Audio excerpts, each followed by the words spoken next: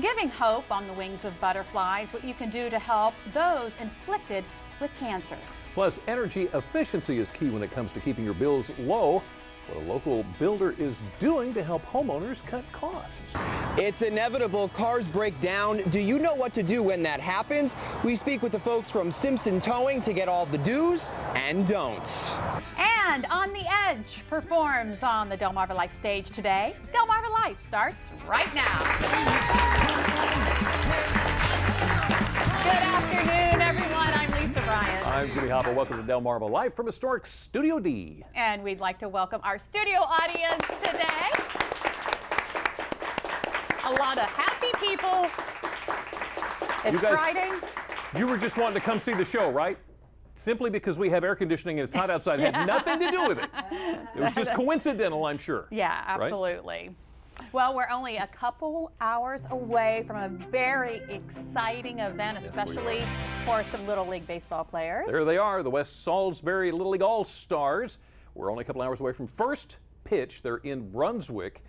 If they win tonight's game at 6, they will have won the state championship for Maryland. They will be moving on to the regionals, and from there they have a chance of going to the World Series in Williamsport. So you go, guys. You go, guys. Yeah, I believe if they win tonight, they go to Connecticut for the regionals and then to Williamsport for the World Series. How exciting is that? They're making transportation plans already. Tonight's game, done deal. I hope so. The Big Shingatig Pony Swim. We've been talking about this all week long. The ponies swim. There's the auction. This is some jumper video of the swim on Wednesday. Wednesday, yes. Okay. Then the auction was yesterday. And good news, they had like 97 foals that were sold. They averaged, I think it was just almost $1,400 each. The Volunteer Fire Company managed to corral about $92,000 by the time the auction was done. Want to show you a picture here of Karen Butler. She's from Keymar, Maryland. She's there on the right, on the other side of the volunteer wearing the orange shirt there. She's the happy one. Yes, she is. and she's 15 years old. And about 4 months ago, she picked out one of the foals. I think it was red and white, had a little diamond on his forehead. I want that one. She's been cutting grass. She's been doing all kinds of things to save $1,500, and she got the winning bid of the last foal before they started doing the buyback foals. So she got the one that she was after. So congratulations. That was great. I know a lot of girls want a pony, and it's nice when they work for it. Yes, and she's going to take good care of it, I'm sure. Yeah. I wanted to show you this picture. It's from Fire in the Hole Photography. Oh, great pictures coming from them. Take a look at this picture. Wow. The reason I want to show you this picture, Salisbury Fire Department got some great news. They're going to be able to hire 12 more firefighters thanks to a federal grant. Now, this is why they need them. This is an actual fire from last year, January of last year. These guys were going in and fighting this fire. No, don't take me, just keep the picture up. This is such an incredible picture to see what these guys actually face. They're standing on the front porch of a house. Yeah. The flames over their heads. Shooting out at them. Yes, there is absolutely no way in the world we can thank our firefighters enough for everything they do. Of course, not just Salisbury, but everybody that dons the gear to go out to fight a fire. So thank you guys. Wonderful job. But Salisbury is going to be able to hire 12 more. They have not been able to get a full staff because they haven't got the money. So it's, if I understand this correctly, it's Department of Homeland Security making sure that everybody has enough emergency responders is where the grant comes from. Yes. So they'll be able to get 12 more there. Keeping us all safe. Yes. Yeah.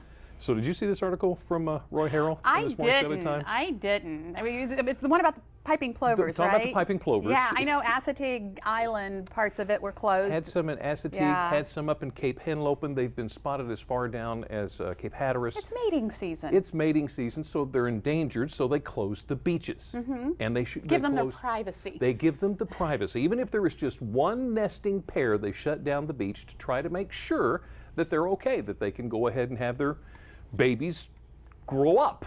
And Roy's column, I don't know if it's a column or just an article, I don't know what you call it, in the Daily Times this morning, was talking about, he actually went in depth to read all of the documentation that protects the piping plovers that's put out by the federal government. Okay. And I'm guessing that Roy must be a surfer. Here's what he concluded his article with. It said, if one bird nest can close down a beach, why can't endangered surfers get some protection? So apparently it's become very difficult for surfers to find some place to go if there's a piping plover on the beach. Do they need the privacy, though? Really? I mean... The piping plovers or the surfers? The surfers. It could go either way. Oh, I don't know. I'm sorry. I'm going to side with the birds With the piping on plovers? this one. All Yeah. right. Roy, I was thinking about the surfers. Roy, just saying. I'm thinking about the birds. There's plenty of you around there. So, this is are we going to do the whole geek thing? Oh, geek moment, geek moment. I don't know why this has turned into a big deal. I've got these geek moments. The Reach for the Stars summer camp has gone great at UMES. This morning's Times also had this picture of a young lady from Pocomoke. This is Courtney Logan loading up her rocket. Most of the students there are interested in science and rocketry, said they would love to pursue careers in the STEM disciplines. Science, technology, engineering, mathematics. And mathematics, yeah. Yeah. So great program. And you said Bob just loves to do rockets with the kids. My husband is a rocket scientist, Yeah. model rocket scientist, that is, but he has mentored a team at Waikamaco High School for, as long as I can remember. So it's always exciting when he's getting ready to work with them, because he starts getting all of his little rocket things together and starts ordering everything. Yes. I think I told you, Carol teaches in Seaford. Right. And before she got this job, she used rockets one time before in her life skills class. Tremendous teaching opportunity. The kids loved it. And this was the first time she'd asked me for help. Can you help me build a rocket? Okay. So, of course, all the kids, life skills, they did very rudimentary rockets. They were great. They lit off. They went wonderfully. And I thought, I'm going to have a little fun. So I go in and I'm very careful. I cut everything. I fit everything. I glue it all. I paint it. Polish it, paint it again, polish it some more. It sounds like what Bob does. Made it gorgeous. It was absolutely beautiful. So they decided, okay, well, let's shoot everybody's rockets off. And they did great. And they'd go out and find them and bring them back. And it was wonderful. We put Carol's on the pad. And yep. And never saw it again. You know how many moments we've had like that at our house? Just gone. I mean, months. Where's your rocket, honey? Every once in a while they land on the neighbor's house. That's always fun, but yeah. You try to wait until dark when they can't see you going up there to get it. Climbing up the house, or you knock on the door. Can I bring my ladder over? Anyway. Hey, have you ever been to a poetry reading? I have. Yes, I guess I can. Look at these guys snapping their fingers.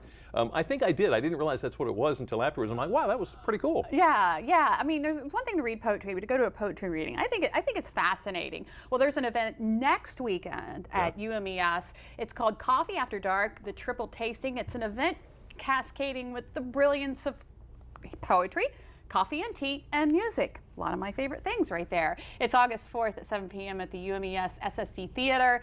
Tickets are going fast. They're only $7, but if you have a group of 25 or more, you get a discount on that. If you want some more information, there's the number 410-456-9318. A lot of good poets to be there. As well as some musicians. So it just sounds like a fun night. You know the one that I did go to? Which one? It clicked with me who it was. It was David Ogden Stiers. That's right. After we had him here on the show. We had him here, Rupert. At the Marva Theatre. Yeah. What a tremendous place. Yeah. Love that place. And speaking of which, Marva Theatre has a show tonight. They have what they call a theater academy, the Marva Theatre Academy. Right. It's a wonderful program. It's for kids like 9 to, I think, 14. They go for 2 weeks, all day long, like 8:30 in the morning to 4 in the afternoon for 2 weeks, learning, the play that they're going to do. They're doing Taming of the Shrew. It's going to be tonight at the Marva Theatre, 7 p.m. Then, if you can't make this performance of Taming of the Shrew at the Marva Theatre, there's another group that's going to start working on a musical version of Alice Through the Looking Glass, and their performance will be August 10th at 7 o'clock, also at the Marva Theatre. I've been to this academy before. I did a story on them. It's amazing. These kids are so talented. They put so much work into these programs. So yeah, if you can, get out to that. Go see them, support them as well. If you're still looking for something to do, this weekend the Cambridge Powerboat Regatta Classic is there in Cambridge. It's got a mile course set up in the Choptank River's Hambrook Bay. Races begin Saturday morning 11 o'clock, Sunday at noon. It's all to actually build points for the American Powerboat Association Championship. And the Vice Commodore of the Cambridge Powerboat Regatta, Alan Nelson, says they're expecting about 60 boats. Wow. So and they go fast. Very fast. I don't even think they touch the top. They don't even touch the water. It doesn't look like it. Skim along the top of it. I don't know how they do that. Did you know and I didn't know this, yesterday was the 40th anniversary of the Clean Water Act. The reason I mention that is there is a new smartphone app that's now available that's been launched for the Chesapeake region. It is actually completely free, costs you nothing. It helps you to find safe beaches and swimming areas. Millions of beachgoers, swimmers, surfers across the country finding and enjoying the perfect stretch of sand and water will become a whole lot easier with the launch of the Swim Guide. That's the name of it. You can get it from the App Store, Google Play, or the swimguide.org. There is an app for everything. Everything. Yeah. App for everything. Speaking of cell phones. Go ahead. She's letting me have it because this irritates me so much. There is always these stupid studies that are coming out that somebody got who knows how many bajillions of dollars for the federal government to do something that you and I know that's common sense.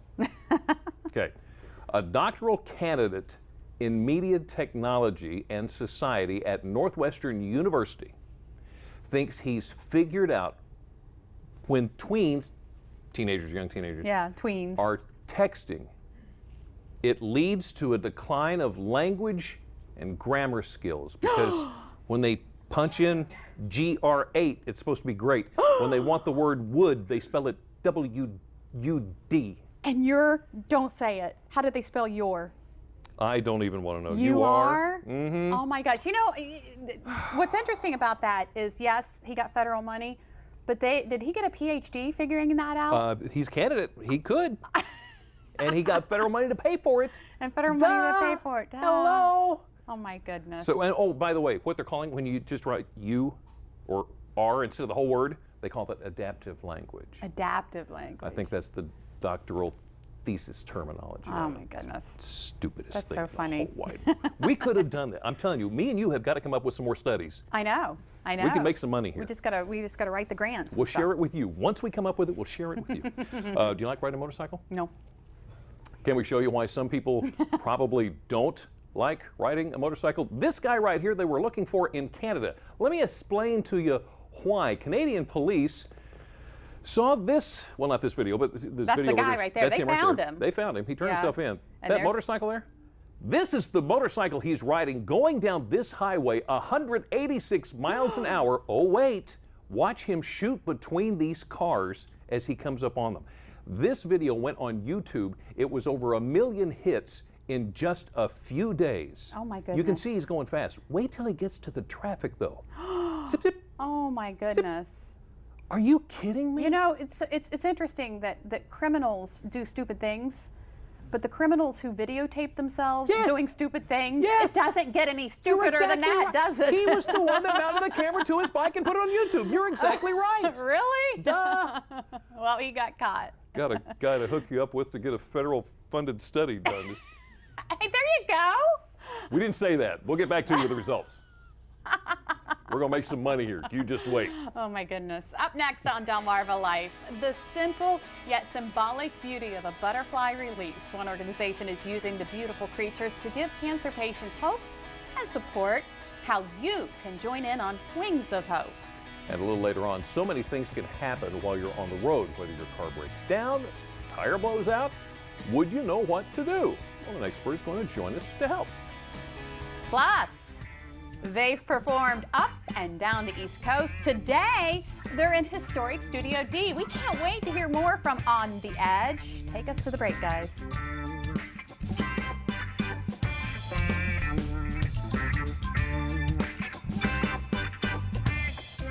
Delmarva Life is brought to you by Sussex County Federal Credit Union, guiding you to your financial future.